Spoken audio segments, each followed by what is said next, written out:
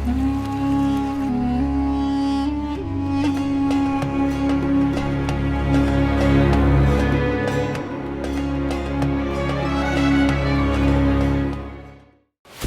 साल बाद देवगुरु बृहस्पति का राशि परिवर्तन। 12 साल बाद शुक्र के घर में पधारे देवगुरु बृहस्पति। 12 साल बाद बदली देवगुरु बृहस्पति की चाल। 12 साल बाद देवगुरु बृहस्पति करेंगे क्या बदलाव। 12 साल बाद 12 महीनों तक क्या कहती है गुरु कृपा।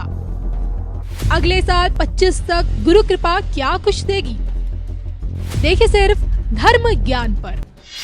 नमस्कार, धर्म ज्ञान के दर्शकों का स्वागत है। मैं हूं आपके साथ कविता राणा। मेरे साथ मौजूद हैं आचार्य राकेश चतुर्वेदी जी। सर, सबसे पहले तो आपका स्वागत है। नमस्कार दर्शकों, सादर वंदन आपको भी जी।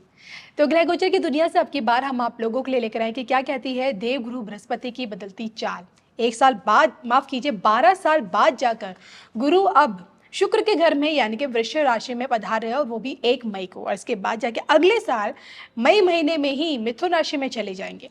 तो जब तक देखिए शुक्र के घर में देवगुरु बृहस्पति रहेंगे, तब तक आने वाले इस 1 साल के अंदर अंदर जो आने वाले जो ये 12 महीने हैं, गुरु की कृपा से खासकर कुंभ राशि कुंभ लगन वाले लोगों के लिए कैसे रहेंगे।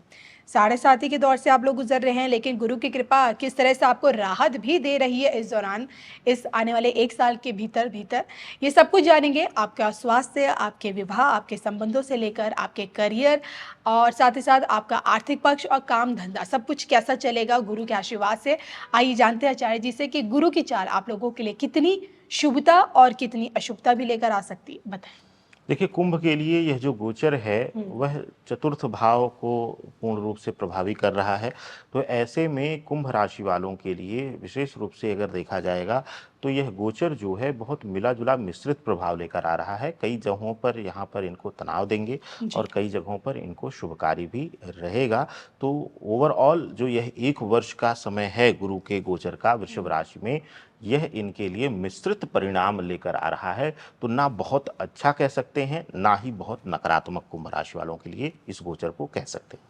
चलिए, आइए अब यहीं जान लेते हैं कि शुभता कहाँ कहाँ मिलेगी। सबसे पहले बात करते हैं आपकी सेहत को लेकर। सेहत संबंधी दिक्कतें जो आपको अब तक परेशान करती आ रही थी, क्या अब समय आ गया है उसमें राहत पाने का। देखिए, कुंभ राशि के जातकों के लिए यह जो गोचर हो रहा है वृषभ राशि में 1 मई को, और अगले वर्ष तक यानी 2025 तक 14 मई तक ये यहीं पर रहेंगे।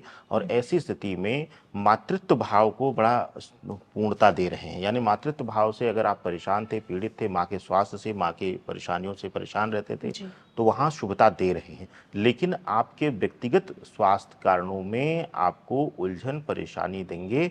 मानसिक रूप से आपको परेशान करते हुए दिखाई दे रहे, मानसिक उलझन, मानसिक पीड़ा इत्यादि का शिकार आप हो सकते हैं। और थोड़ा सा कुंभ राशि वालों को लिए संभलना होगा, क्योंकि चतुर्थ भाव के प्रभाव को पूर्ण रूप से देखें तो मानसिक अवसाद का शिकार होकर डिप्रेशन तक जाने तक की भी किसी कारणवश नौबत आ सकती है। चलिए, ये तो आपने बताया कि तनाव आपको परेशान कर सकता है। अगर बात मैं करूँ, गुरु को शिक्षा का भी सबसे बड़ा कारक माना गया है, ज्ञान का। तो विद्यार्थियों के लिए आने वाला ये 1 साल गुरु के आशीर्वाद से कैसा रहेगा। देखिए, विद्यार्थियों के लिए जो यह आने वाला 1 वर्ष है गोचर काल का गुरु बृहस्पति का, जो वृषभ राशि में शुक्र की राशि में रहेंगे, कुंभ राशि वालों के लिए अगर इस कालखंड को ज्ञान के लिए देखा जाए तो ज्ञानवर्धन के लिए बहुत अच्छा रहेगा। वह बच्चे जो कॉम्पिटिटिव एग्जाम्स में हैं, वह बच्चे जो इंटरनल, जो लोग सिलेक्टेड हैं ऑलरेडी और अपनी ग्रोथ के लिए इंटरनल एग्जाम्स वगैरह देना चाहते हैं, स्टाफ के एग्जाम्स देकर के आगे बढ़ना चाहते हैं, ग्रोथ चाप पाना चाहते हैं, शीर्ष पद पर जाना चाहते हैं, उनके लिए अतिशय शुभकारी रहेगा। लेकिन जो अभी छोटी एज में हैं, जो अगर देखा जाए कि 5वीं 8वीं से लेकर 12वीं तक के मिडिल एजुकेशन में जो लोग हैं, जो बच्चे हैं कुंभ राशि के, उनके लिए यह भटकाव और किताबों से, पढ़ाई से दूरी बनाने का समय दिखाता है। तो थोड़ा सा इनको उचित गाइड अगर आप करेंगे, एक अच्छे गुरु की भूमिका में माता पिता इनके साथ आएंगे, तो इनके लिए यह समय भी शुभकारी हो जाएगा। चलिए, आगे बढ़ते बात करते हैं। अब हम गुरु को संबंधों के मामले में भी बड़ा महत्व दिया गया है, खासकर आपका विवाह हो गया।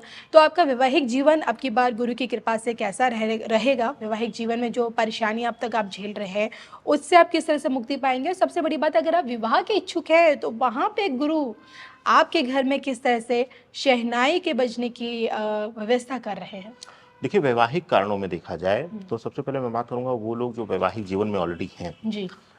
वैवाहिक जीवन में रह रहे लोगों के लिए एक बहुत बड़ी समस्या आएगी कि अपने व्यक्तिगत संबंध और माता-पिता यानी कि घरेलू और व्यक्तिगत संबंध में समन्वय स्थापित करना। हुँ, माता-पिता, भाई-बहन या फिर किसी परिवार के सदस्य के कारण आपका व्यक्तिगत रिश्ता यानी कि पति-पत्नी का रिश्ता जो है वह प्रभावित होता हुआ इस कालखंड में दिखेगा। यानी कि अपनों के द्वारा ही आपको अपने रिश्ते में समस्याएँ या दूरियाँ मिलेंगी। कैसे?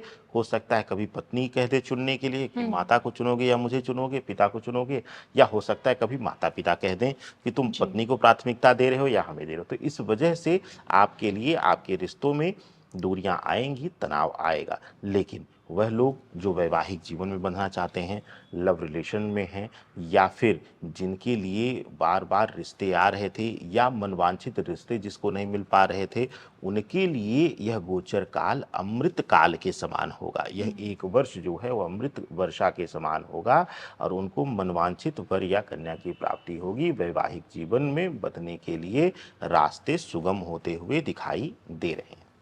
इसी के साथ अगर बात करें इनके काम कारोबार की, तो जो लोग नौकरी पेशा वाले लोग हैं, जिनका अपना खुद का बिज़नेस है, तो वहाँ गुरु की शुभता किस तरह से इनके काम धंधे को आगे बढ़ा रही है?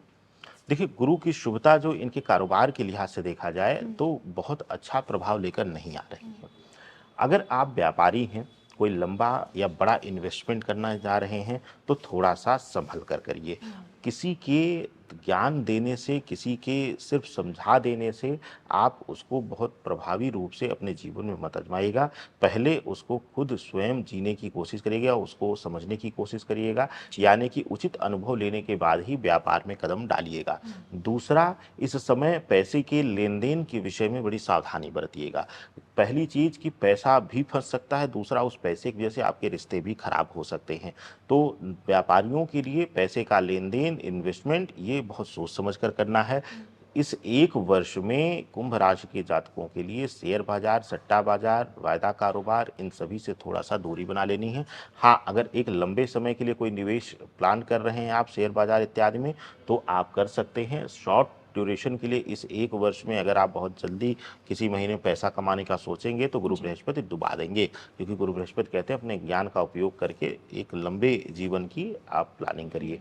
दूसरा, अगर नौकरी पेशा लोगों के लिए बात किया जाए तो नौकरी पेशा लोगों के लिए यह वर्ष जो रहेगा गोचर काल का, यह बहुत प्रभावी रहेगा। इसमें इनका प्रमोशन हो सकता है, प्राइवेट नौकरी में जो है इंक्रीमेंट हो सकता है, जी। अच्छा इंक्रीमेंट पा सकते हैं, पद बढ़ सकता है, सम्मान बढ़ेगा आपका।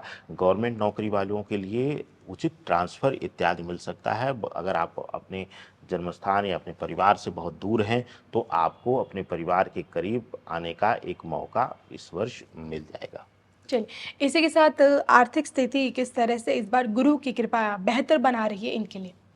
देखिए, आर्थिक दृष्टिकोण से देखा जाए कविता जी, तो यह जो गोचर है, यह कुछ हद तक इनको बैलेंस कर रहा है। हुँ, विगत कई वर्षों से कुंभ राशि के जातकों के लिए आर्थिक पहलू बड़ा ही डामाडोल रहा है।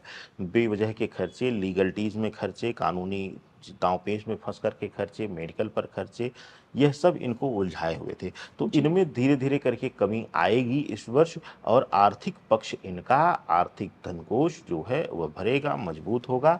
तो इनके लिए आर्थिक दृष्टिकोण से शुभकारी रहेगा यह गोचर। चलिए, तो ये हमने आज आचार्य राकेश चतुर्वेदी जी से जाना कि किस प्रकार से गुरु का आशीर्वाद आने वाले इस 1 साल में आप लोगों को कहाँ से कहाँ पहुँचाएगा, कुंभ राशि, कुंभ लगन वाले लोगों को। इसी के साथ हम दोनों को दीजिए इजाज़त। नमस्कार।